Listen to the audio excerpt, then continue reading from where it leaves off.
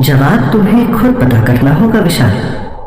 मल्लिका के कहे ये शब्द बार बार विशाल के कानों में गूंजते जा रहे होते हैं। विशाल बौखला जाता है। मैंने तो ये नौकरी करने से पहले कभी मल्लिका शेखावत का नाम भी नहीं सुना था। फिर मेरा क्या रिश्ता है इसके साथ? मैंने ऐसा क्या किया है उसका जो मेरी जिंदगी का ये हाल हो गया है? विशाल अभी ये सब सोच ही रहा होता है कि उसकी नजर रिसेप्शन के टेबल के नीचे पड़े एक रजिस्टर पर जाती है। विशाल कांपते हाथों के साथ उसे उठाता है तो उसे उस रजिस्टर के आगे के कुछ पन्ने जले हुए मिलते हैं और उसे आखिरी पन्ने पर रिसेप्शनिस्ट के नाम की लिस्ट मिलती है, जिसमें विशाल को अपना नाम भी दिखाई देता है। विशाल के नाम के ऊपर एक और नाम लिखा होता है, अमित ठाकुर। विशाल सोचता है कि शायद यहां पहले काम करने वाले आदमी को कुछ पता हो कि आखिर ये मालकिन चाहती क्या है। इसीलिए विशाल उसका नंबर और पता नोट कर लेता है। अगली सुबह विशाल सबसे पहले अमित ठाकुर के नंबर पर कॉल करता है। सामने से आवाज सुनकर विशाल पूछता है, हेलो अमित, तुम पहले होटल राजमहल में रिसेप्शनिस्ट का काम करते थे ना? लेकिन सामने से किसी की आवाज नहीं आती और फोन खुद ब खुद कट जाता है। विशाल जब दोबारा फोन करता है तब फोन स्विच ऑफ आ रहा होता है। तभी विशाल के कानों में किसी की हंसी गूंजने लगती है और एक अदृश्य आवाज सुनाई देती है, तुम्हें कुछ हासिल नहीं होगा विशाल। विशाल इस बात को नजरअंदाज करते हुए बड़बड़ाता है, मुझे इस सब का अंत करना है, जिसके लिए अगर मुझे जमीन खोदकर भी अमित ठाकुर को निकालना पड़े तो भी मैं वो करूंगा। विशाल सीधे अमित ठाकुर के घर के एड्रेस की ओर निकल पड़ता है। विशाल उस रिसेप्शनिस्ट के घर पहुंच जाता है और बेल बजाकर अंदर से किसी के आने का इंतजार करने लगता है। कुछ ही देर में एक 40-45 साल का एक अधेड़ उम्र का आदमी अपनी आंखों को हाथों से रगड़ता हुआ बाहर आता है। सुबह सुबह अपने घर के बाहर विशाल को इतनी खराब हालत में देखकर पहले तो वो आदमी हैरान रह जाता है और कुछ देर रुककर फिर विशाल से पूछता है, कहिए क्या काम है? विशाल पूछता है, ये अमित ठाकुर का ही घर है ना? उस आदमी ने जम्हाई लेते हुए कहा, जी नहीं, वो लोग तो कुछ दिन पहले ही ये घर छोड़कर चले गए। ये जवाब सुनकर विशाल की उम्मीद टूट जाती है, पर फिर भी वो एक कोशिश करते हुए पूछता है, क्या आपको पता है कि वो अब कहाँ रहते हैं? बिना सोचे समझे उस आदमी ने कहा, जी नहीं, मैं नहीं जानता। इतना कहकर वो आदमी घर के अंदर जाने लगता है। तभी विशाल उन्हें रोकते हुए कहता है, देखिए, मेरा अमित से मिलना बेहद जरूरी है, आप प्लीज मेरी मदद करिए। अगर आपको कुछ भी पता है तो मुझे बताइए प्लीज। विशाल को परेशान देखकर कुछ सोचकर उस आदमी ने कहा,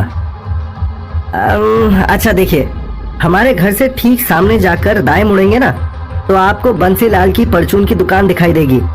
एक बार आप उनसे पूछिए, क्योंकि यहाँ रहने वाले सभी लोगों के घर बंसीलाल की दुकान से ही सामान आता है और अच्छी बोलचाल भी है, तो हो सकता है वो अभी भी अमित के घर राशन पहुंचाते हो। आप उनसे एक बार पूछिए।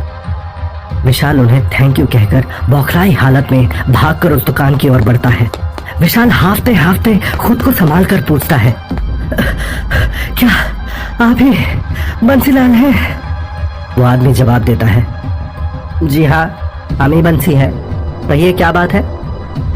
विशाल आगे पूछता है, क्या आप जानते हैं कि कोठी नंबर 703 में रहने वाले अमित ठाकुर घर बदलकर कहाँ गए हैं? बंसीलाल ने जवाब दिया, नहीं भैया, ये तो हमें नहीं पता। जब से वो यहाँ से गए हैं तब से वो हमसे दोबारा नहीं मिले।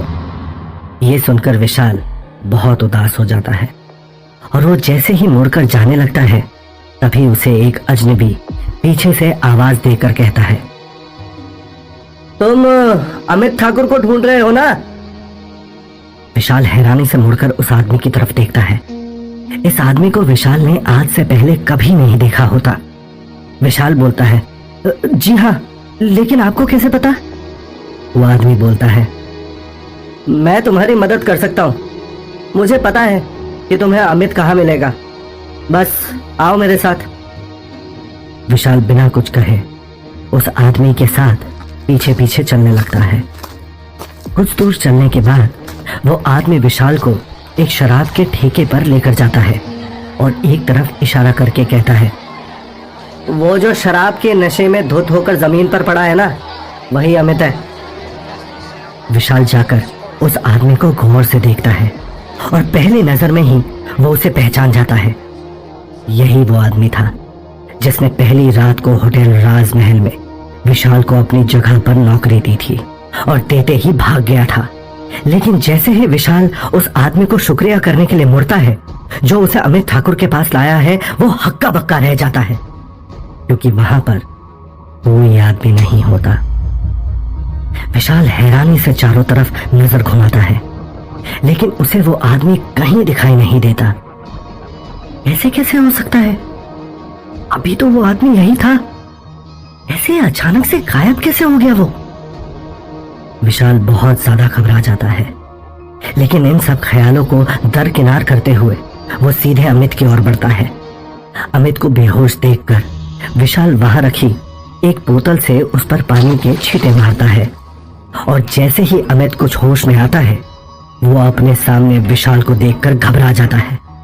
विशाल उससे बोलता है, अमित ठाकुर। पहला मौका मिलते ही अमित वहां से भागने लगता है लेकिन विशाल उसका पीछा करता है और उसे दबोच लेता है। अमित अपने हाथ जोड़कर कहता है, मुझे जाने दो, मुझे कुछ नहीं पता। लेकिन विशाल अमित को सहारा देकर उठाता है और पास की चाय की टपरी पर उसे लेकर जाता है। 2 गरम चाय के प्याले विशाल और अमित के सामने एक लड़का रखकर चला जाता है। अमित जल्दी से चाय को उठाकर पीने लगता है। विशाल तभी अमित से कहता है, देखो भाई, मुझे तुम्हारी मदद की बहुत जरूरत है। मैं तुमसे सिर्फ ये जानना चाहता हूं कि होटल राजमहल की मालकिन मल्लिका शेखावत आखिर चाहती क्या है? अमित विशाल की ओर देखकर रोने लगता है। मुझे ये सब नहीं पता, मैं कुछ नहीं जानता। तुम प्लीज प्लीज मुझे जाने दो, दूर रहो मुझसे। विशाल एक बार फिर कोशिश करते हुए कहता है, देखो, तुम्हें कुछ तो पता होगा। जिस मुश्किल से तुम जान बचाकर निकले हो, मैं उसी मुश्किल में फंस गया हूं। प्लीज मेरी मदद करो। अमित एक बार विशाल को घबराई नजर से देखता है और फिर बोलता है, मुझे मल्लिका मैडम ने बस तुम्हारे घर जॉब ऑफर लेटर भेजने को कहा था, वो मैंने तुम्हें भेज दिया था। इससे ज्यादा मुझे कुछ भी नहीं पता। अमित की बात सुनकर विशाल स्तब्ध रह जाता है। इसका मतलब मल्लिका ये चाहती थी कि मैं होटल राजमहल में नौकरी करूं, लेकिन क्यों? अमित रोते हुए कहता है, मुझे इस बारे में कुछ नहीं पता, कुछ नहीं पता मुझे बख्श दो। इतनी देर में वहां मिट्टी पर कुछ लोगों के कदमों के निशान नजर आने लगते हैं जो विशाल और अमित की तरफ ही बढ़ रहे होते हैं, लेकिन उनकी आकृति और शरीर कहीं दिखाई नहीं दे रही।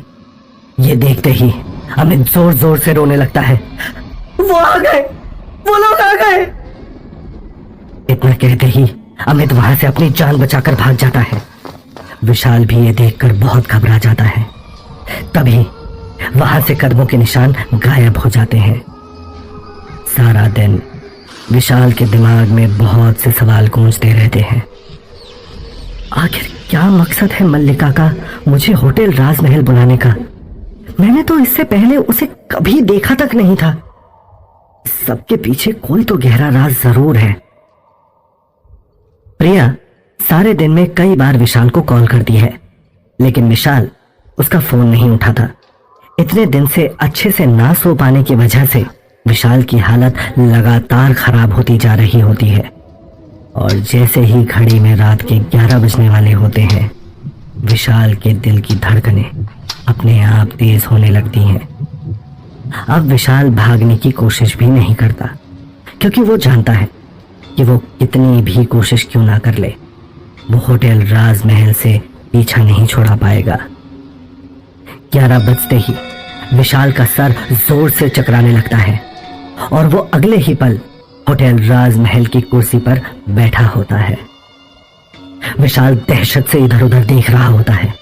तभी होटल का दरवाजा अपने आप खुलता है और एक बहुत ही खूबसूरत लड़की होटल के अंदर दाखिल होती है। उसके पीछे उसका सामान उठाए हुए वही आदमी घुसता है जो हर वक्त विशाल के इर्द गिर्द रहता है। वो आदमी घूर कर विशाल की ओर देखता है और उसकी तरफ बढ़ता है। विशाल की हालत खराब होने लगती है, लेकिन वो आदमी बिना विशाल को कुछ कहे उसके ड्रॉर से रूम नंबर 1101 की चाबी लेकर वहां से चला जाता है। विशाल तो उस औरत को देख पा रहा होता है, लेकिन वो औरत एक पल के लिए भी विशाल की तरफ नहीं देखती। तभी विशाल को किसी के पैरों की आहट सुनाई देती है और कुछ ही देर में विशाल के सामने मल्लिका खड़ी होती है।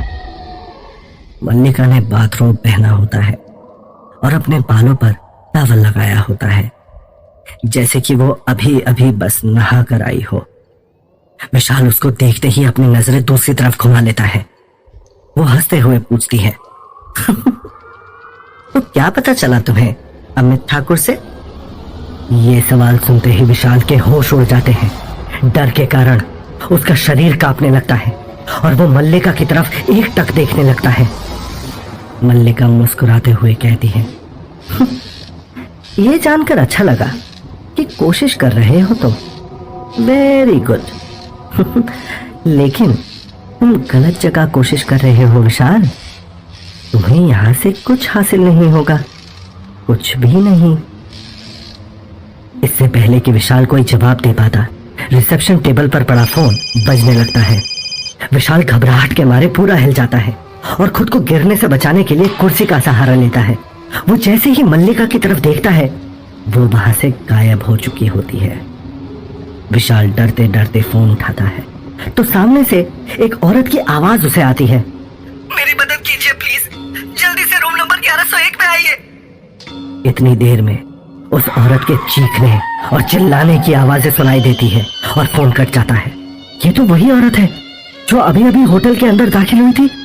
ये सोचते हुए विशाल भागता हुआ 11वें फ्लोर की तरफ बढ़ता है। उसे रूम के बाहर पहुंचते ही अंदर से काफी शोर की आवाज सुनाई देती है। विशाल जैसे ही रूम नॉक करने लगता है, दरवाजा अपने आप खुल जाता है और अंदर का नजारा देखकर विशाल की आंखें हैरानी में बड़ी होती चली जाती हैं। रूम के अंदर एक आदमी पूरी तरह से उस औरत को मार रहा होता है और वो औरत विशाल की तरफ देखकर उसे मदद के लिए बुला रही होती है। विशाल भागता हुआ उस तरफ बढ़ता है और उस आदमी को रोकने की कोशिश करने लगता है, लेकिन विशाल जैसे ही उस आदमी को रोकने के लिए अपना हाथ बढ़ाता है, वो उसे पकड़ नहीं पाता, जैसे कि वो धुएं को पकड़ने की कोशिश कर रहा हो। विशाल बार बार अपने हाथों से उस आदमी को रोकने की कोशिश करता है, लेकिन हर बार नतीजा एक सा। वो चाहकर भी उस आदमी को नहीं रोक पा रहा था। विशाल ये देखकर और भी ज्यादा हैरान हो जाता है और फटाफट रूम में पड़े टेलीकॉम से पुलिस को फोन करने लगता है, लेकिन वो फोन बिल्कुल डेड पड़ा होता है। ये देखकर विशाल को यकीन नहीं होता, क्योंकि अभी कुछ समय पहले इसी फोन से इस औरत ने रिसेप्शन पर फोन किया होता है। विशाल डरते हुए रूम से बाहर भागता है कि शायद उसे कोई और नजर आ जाए जो इस वक्त उस औरत की मदद कर सके, लेकिन विशाल पूरे कॉरिडोर में भागता है और चिल्लाता है, कोई है यहाँ, वो आदमी मार देगा उस औरत को, कोई उसकी मदद करो प्लीज। विशाल की आवाज सुनने वाला वहां कोई नहीं होता और वहीं दूसरी तरफ अब उस औरत के चीखने की आवाज भी विशाल को सुनाई देनी बंद हो जाती है। विशाल भागकर जब रूम नंबर 1101 में जाता है, तब उस आदमी ने उस औरत को पंखे के साथ फांसी पर लटका दिया होता है।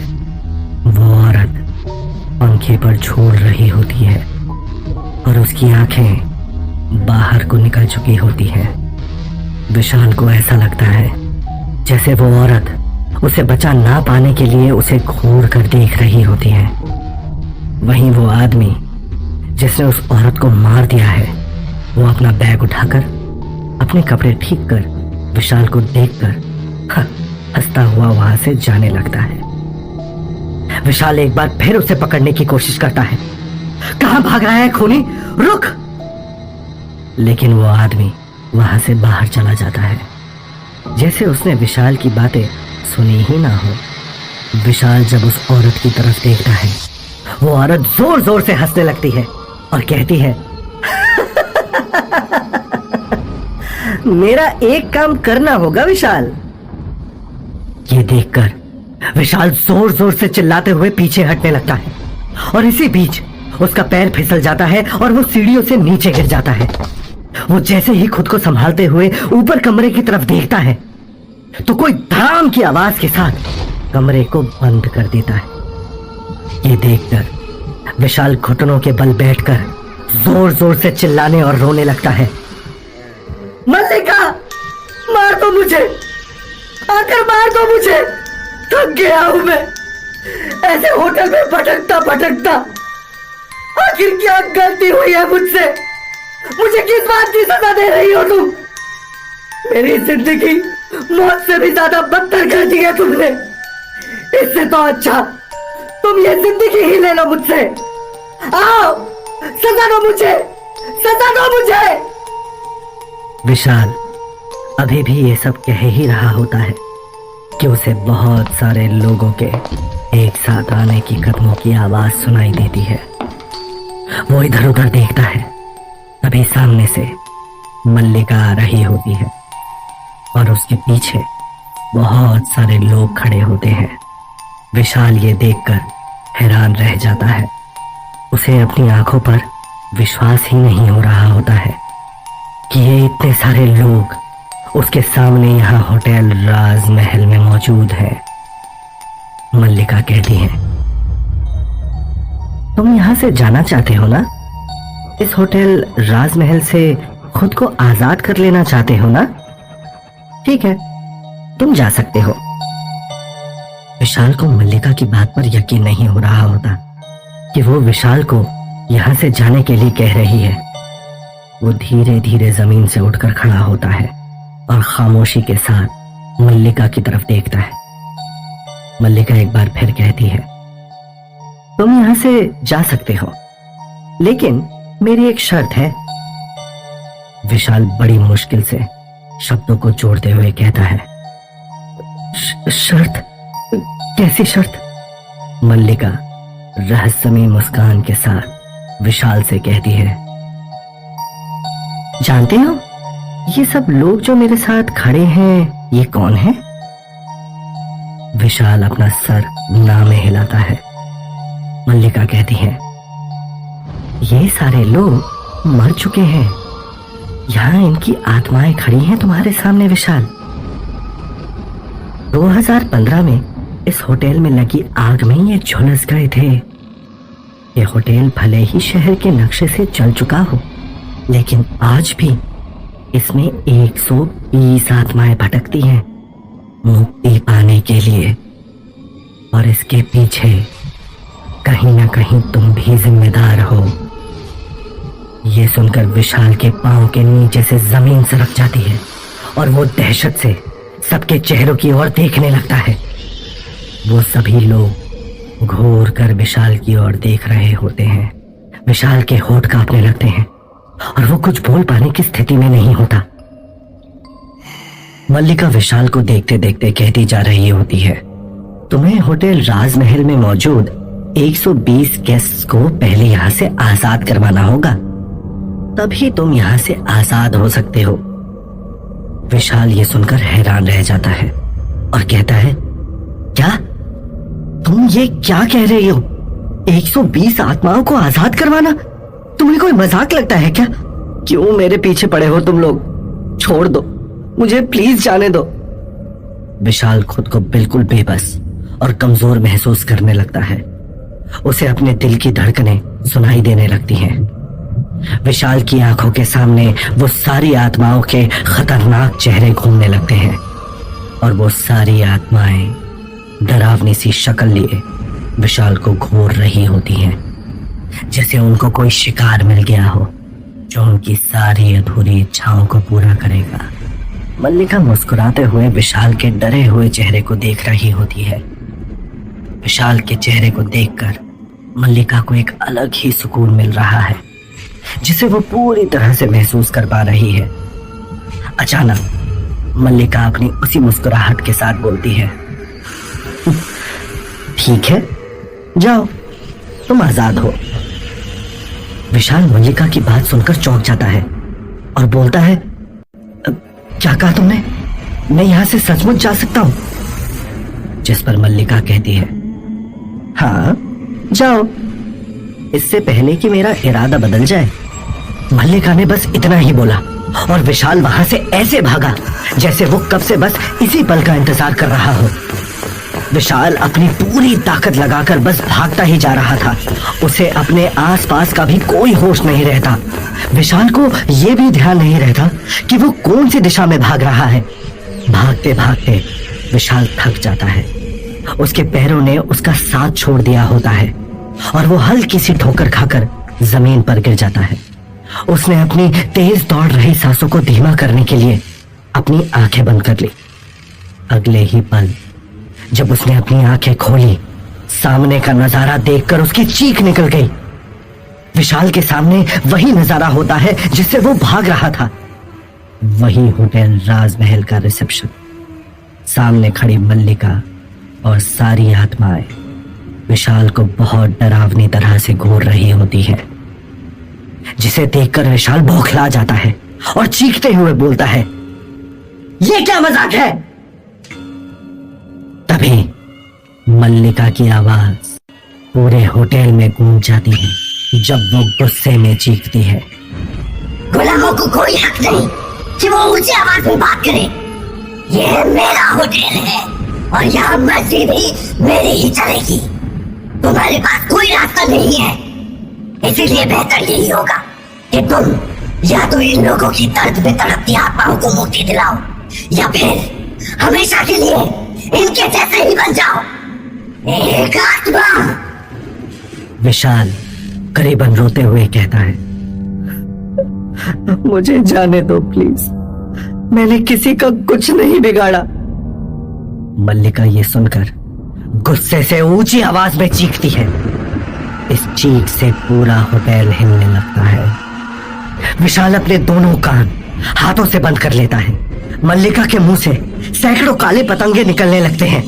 सारी आत्माएं इधर उधर भागने लगती हैं। विशाल तेज ताकत से एक और हवा में उड़कर फेंका जाता है। दीवार से टकरा के वो नीचे गिर जाता है। होटल में लगी सारी तस्वीरें एक एक करके गिरने लगती हैं।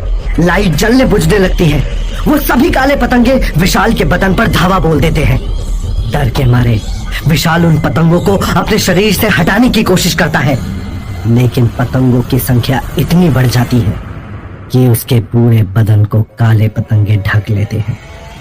उसकी आंखें बंद हो जाती हैं। अचानक हुए इस बदलाव से विशाल बहुत डर जाता है और लगभग चिल्लाते हुए बोलता है, मैं तैयार हूं मैं। तुम जैसा बोलोगी मैं ठीक वैसा करूंगा। प्लीज प्लीज मुझे माफ कर दो। विशाल की बेबसी देखकर दीवारों से मजाक उड़ाती डरावनी हंसी सुनाई देती है। वो हंसी विशाल के सहन से बाहर होती है। वो अपने कान बंद करके चिल्लाने लगता है, प्लीज बंद करवाओ इन्हें, नहीं तो मैं पागल हो जाऊंगा। विशाल के इतना बोलते ही पूरा होटल एकदम से शांत हो जाता है और वहां अलग सी ठंडक महसूस होने लगती है, जैसे किसी की मौत हो गई हो। विशाल इस शांति को महसूस करता है तो धीरे से डरते डरते अपनी आंखें खोलकर देखता है और उसके सामने कोई नहीं होता, ना ही मल्लिका, ना ही वो डरावनी आत्माएं और ना ही वो काले पतंगे। राहत की सांस लेते हुए विशाल बिलक बिलक कर रोने लगता है। विशाल को समझ आ जाता है कि अब राजमहल से उसका पीछा सिर्फ उसकी मौत के बाद ही छूटेगा। इसलिए बेहतर यही होगा कि विशाल उन आत्माओं की इच्छा पूरी करे और उनकी आजादी से अपनी आजादी निश्चित करे। विशाल को अपने आसपास किसी की सांसें महसूस हुई तो वो डरते हुए जल्दी से अपने डेस्क पर जाकर खड़ा हो जाता है। तभी रिसेप्शन डेस्क में रखा फोन बजता है, जिसकी आवाज होटल के सन्नाटे में गूंज उठती है। अचानक से उस फोन की आवाज से विशाल चौंक जाता है और डरते डरते फोन उठाता है। हेलो। इतना बोलते ही विशाल को फोन के दूसरी तरफ से एक औरत की आवाज सुनाई देती है। मदद करो मेरी, ये आदमी मुझे मार देगा, मैं मर जाऊंगी। इसे सुनकर विशाल को याद आ जाता है कि ये उसी औरत की आवाज है जो उसने पहले भी सुनी थी। उसी कमरे 1101 से आती उस औरत की चीख, जिसे उस आदमी ने मारकर पंखे से लटका दिया था। विशाल जैसे तैसे भागते हुए उस कमरे तक पहुंचता है और सामने का नजारा ठीक वैसे ही होता है जैसा उसने एक दिन पहले देखा था। कमरे के पंखे में किसी औरत की लाश लटकी हुई है। किसी हथियार से उस औरत पर किसी ने बेरहमी से वार किया है, जिस कारण उस औरत के शरीर के हर हिस्से से खून टपक रहा है। चेहरे पर चोट के निशान है और पूरा शरीर खरोचों से सना हुआ है। पूरा कमरा खून से रंगा उस औरत के साथ हुई बेदर्दी की गवाही दे रहा है। विशाल ये सब पहले भी देख चुका है, इसलिए वो सोच में पड़ जाता है कि बार बार ऐसा क्यों हो रहा है। लेकिन उस लाश के कराहने की आवाज से विशाल का ध्यान उसकी ओर जाता है। लेकिन पंखे पर अब कोई औरत नहीं लटकी है, सिर्फ खून में सनी वो चादर झूलती दिख रही है, जिसे फंदा बनाकर उस औरत को लटकाया गया है। तभी विशाल को अपने पीछे से आती ठंडी हवा का झोंका महसूस होता है। विशाल घबरा कर पलटता है और उसके ठीक सामने वही औरत होती है जिसके पूरे बदन से खून टपक रहा होता है। चेहरे पर कई कटे निशान होते हैं। वो औरत विशाल की ओर बड़ी बड़ी लाल आंखों से घूर रही होती है। विशाल के बदन में एक कपकपी छूटने लगती है। वो औरत तेजी से विशाल की तरफ आती है और एक डरावनी आवाज में बोलती है, यहाँ खड़े मेरी मौत का तमाशा देख रहे हो? जाओ और मेरे कातिल को ढूंढकर यहाँ लेकर आओ। विशाल दहशत में उस औरत को देख ही रहा होता है जब अचानक से वही औरत पंखे पर लटक जाती है। इससे पहले विशाल कुछ भी समझ पाए, उस औरत के कराहने की आवाज उसे सुनाई देती है। जैसे ही विशाल पलटकर उस औरत की तरफ देखता है, वो औरत चलने लगती है। पल भर में उसकी टंगी हुई लाश धू धू कर चलने लगती है। उस औरत की चीख से पूरा कमरा गूंज उठता है। विशाल जल्दी से वहां से भागता है। तेज सीढ़ियां उतरकर वो रिसेप्शन डेस्क पर आता है। डर के मारे उसके हाथ पैर फूल गए होते हैं।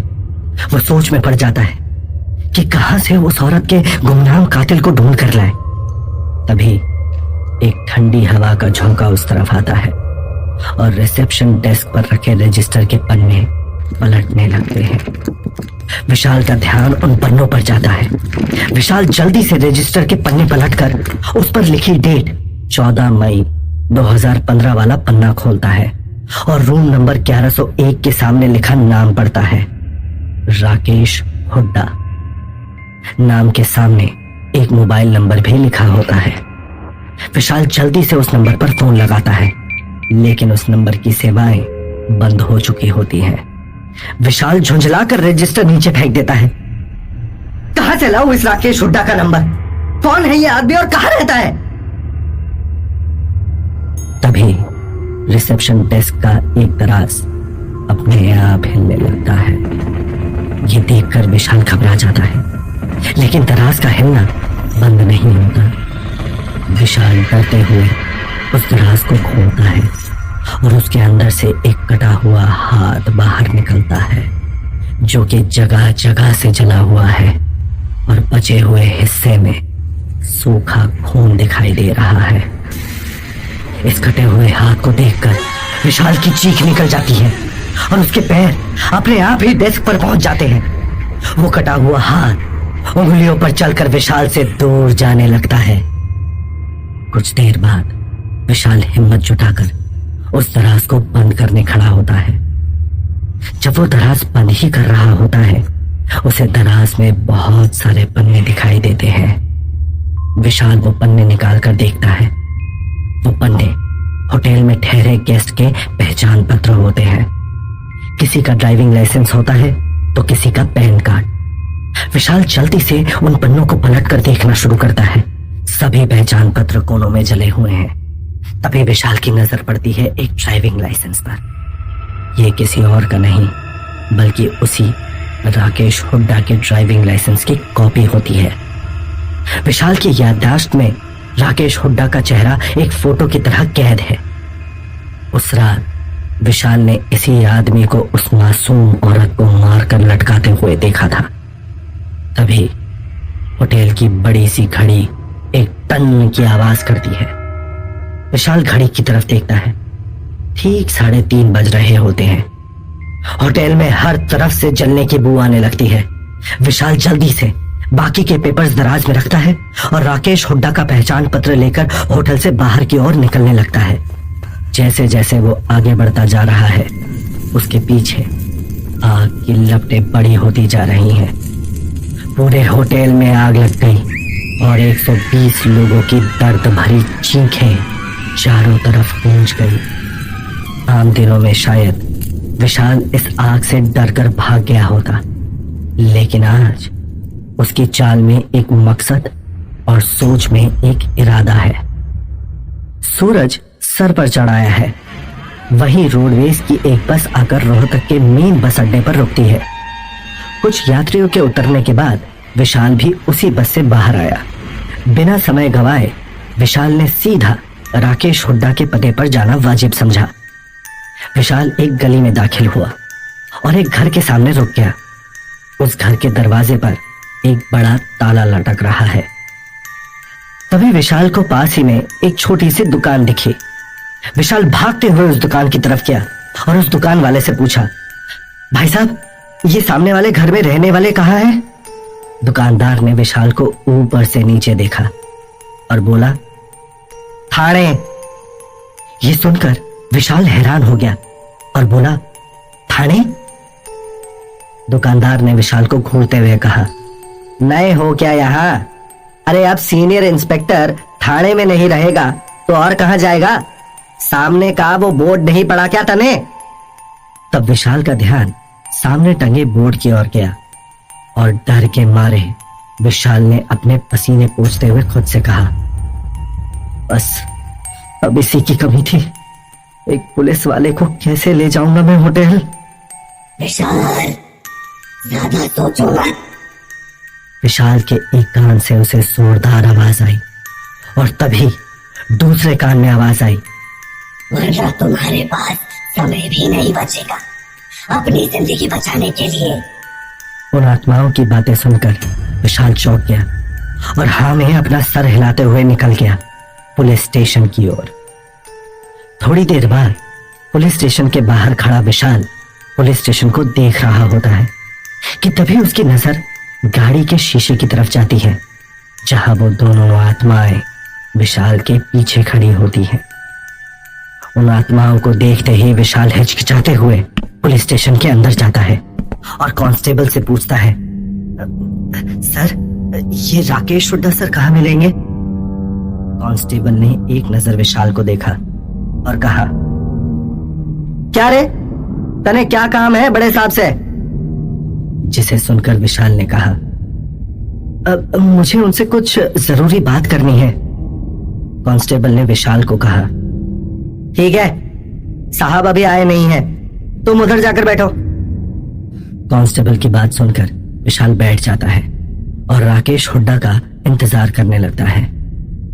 तभी एक पुलिस जीप बाहर आकर रुकती है और उसमें से सफेद शर्ट, खाकी पैंट और ब्राउन शूज पहने एक आदमी बाहर निकलता है।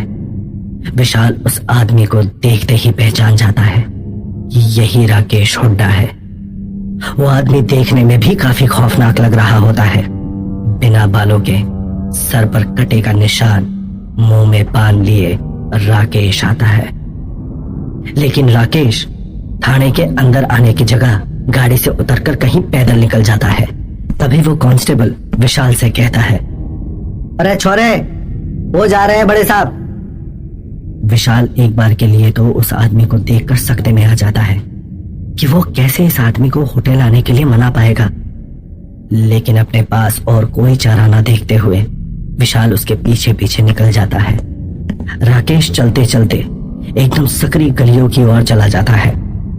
विशाल भी उसके पीछे पीछे उन्हीं गलियों में घुस जाता है। आसपास ठेलों पर मौजूद कई लोग राकेश हुड्डा को देखकर सलाम मारते हैं। थोड़ी देर और चलने के बाद विशाल ने देखा कि राकेश एक पुराने से दिखने वाले मकान के सामने रुक जाता है और इधर उधर देखकर सीधा उस घर के अंदर चला जाता है। विशाल खुद में बड़बड़ाते हुए बोलता है, ये कातिल राकेश अब यह इस पुराने से घर में क्या करने आया है। वो मकान दिखने में काफी पुराना मालूम होता है, जिसकी शायद किसी ने बरसों से मरम्मत नहीं करवाई हो। दीवारों में लगा पेंट भी अब उखड़ने लगा है। विशाल उस मकान को गौर से देख ही रहा होता है कि तभी उसकी नजर एक खुली हुई खिड़की पर जाती है, जिसके शीशे में किसी लड़की की परछाई पड़ रही होती है। विशाल उस खिड़की के पास जाता है और छुपकर अंदर की तरफ झांकने लगता है। वो खिड़की वाला कमरा कोई ज्यादा बड़ा तो नहीं है, लेकिन काफी सलीके से सेट होता है। एक मदहोश कर देने वाली खुशबू कमरे से आ रही होती है। अंदर कमरे में एक लड़की आईने के सामने मेकअप कर रही होती है।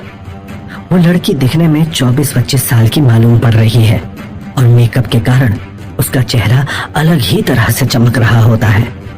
उस लड़की का फिगर एकदम एक सांचे में ढला हुआ लग रहा है। गोरा बदन और उस पर रेड कलर की साड़ी पहनी वो लड़की डार्क रेड कलर की लिपस्टिक लगा रही होती है। और तभी अचानक से राकेश आकर उस लड़की को पीछे से पकड़कर हक कर लेता है। राकेश को देखकर विशाल थोड़ा नीचे की ओर छुप गया और अंदर देखने लगा। ओफो बेबी, खुद को राकेश के चुंगल से छुड़ाते हुए उस लड़की ने कहा। लड़की की बात सुनकर राकेश उससे कुछ भी नहीं कहता और सीधे उठाकर उसे बेड पर गिरा देता है और उसकी साड़ी ऊपर करने लगता है। उस लड़की की गोरी गोरी टांगे नजर आने लगती हैं। फिर राकेश उस लड़की को बेसब्री से किस करने लगता है और धीरे धीरे उसके शरीर से उसकी साड़ी निकालने लगता है। वो लड़की सिर्फ ब्लाउज में रह जाती है और राकेश उसे जहां तहां पैशनेटली चूमने लगता है। ये देखकर विशाल बहुत असहज महसूस करता है। फिर अपना मुंह दूसरी ओर करके विशाल एक पेड़ के पीछे खड़ा होकर राकेश के बाहर आने का इंतजार करने लगता है। तकरीबन 15 से 20 मिनट के बाद विशाल को राकेश के निकलने की आहट महसूस होती है और वो राकेश को वहां से जाता देखकर फिर से उसके पीछे निकल जाता है। विशाल ने देखा कि राकेश एक पान ठेले के पास जाकर रुका और उसने ठेले पर जाकर ठेले वाले को एक सिगरेट का पैकेट देने के लिए कहा। विशाल वहीं कुछ दूर छुपा हुआ ये सब देख रहा होता है कि अचानक उसके पीछे से आवाज आती है। क्या इस आदमी को नहीं पता कि धूम्रपान करने से कर्क रोग हो जाता है? उस आवाज को सुनकर विशाल झल्लाते हुए पीछे पलटता है और बोलता है, चुप हो जाओ तुम लोग और मुझे मेरा काम करने दो। उन आत्माओं से बात करके जैसे ही विशाल ने सामने देखा तो पाया कि सामने से राकेश गायब हो चुका है। हैरान परेशान सा विशाल इधर उधर देखने लगता है और बड़बड़ाता हुआ बोलता है, अभी तो यही था, आखिर कहां गया ये? अब मेरी जान कैसे बचेगी? विशाल अभी ये सब सोचते हुए जैसे ही पीछे पलट कर देखता है तो उसके पैरों तले से जमीन खिसक जाती है, क्योंकि राकेश हुड्डा उसके सामने खड़ा होता है। उसके मुंह के एक तरफ सिगरेट लटक रही होती है और वो गुस्से से घूर कर विशाल की ओर ही देख रहा होता है। तभी राकेश अपनी गन निकालकर विशाल के माथे के बीचों बीच रखकर बोलता है, के बातें रे छोरे, कब से देख रहा हूं तू मेरा पीछा कर रहा है।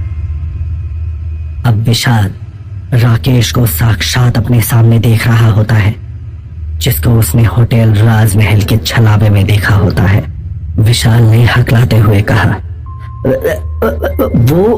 वो सर, मैं दरअसल। तभी राकेश ने ट्रिगर दबाने का नाटक करते हुए कहा, अरे मैंने पागल समझा है क्या? तने क्या लगा तू मेरा पीछा करेगा तो राकेश हुड्डा को पता नहीं चलेगा के? खोपड़ी खोल दूं क्या तेरी? तो क्या होगा आगे? क्या यही विशाल का खेल खत्म हो जाएगा?